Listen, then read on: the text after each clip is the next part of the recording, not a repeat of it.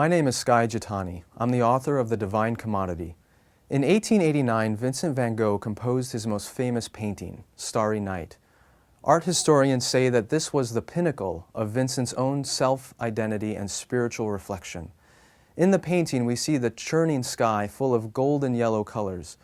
Vincent said to his friends that he used the color yellow to depict the presence of divine love.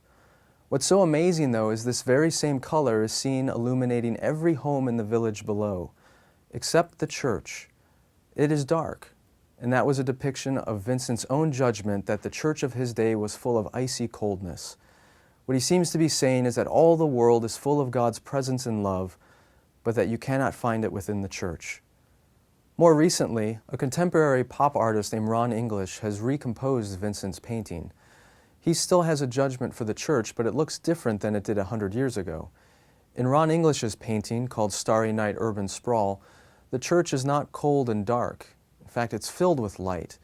But it's not the light of the heavens, it's the light of the consumer culture around it. This is a church that is there to entertain people and to meet spiritual needs of consumers. What he's depicting is the impact of consumerism on Christianity. Consumerism isn't just about consuming goods. It's a worldview. It's a way we understand ourselves and others. It's a system of meaning. And when that worldview is infused with Christian faith, it can distort our faith. It causes us to view the church as a corporation, to view worship as entertainment, and even to view God Himself as a commodity that we use rather than a sovereign God that we submit to. So how do we survive in the midst of a consumer culture? How do we remain faithful to God in the midst of these forces around us? Before we can live faithfully in obedience to God, we first have to have a flaming vision of what that kind of life looks like. And that comes to us through our intuitive faculties. As Thomas Kelly once said, "Holy is the imagination. It is the gateway of reality into our hearts." And that's really the purpose of The Divine Commodity.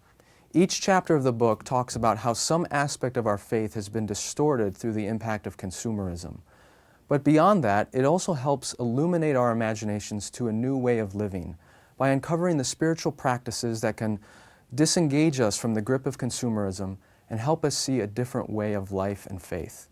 My great desire is that The Divine Commodity would not only challenge the assumptions you hold about your faith and about the church, but that it would also fill you with hope and give you eyes to see a faith beyond consumer Christianity.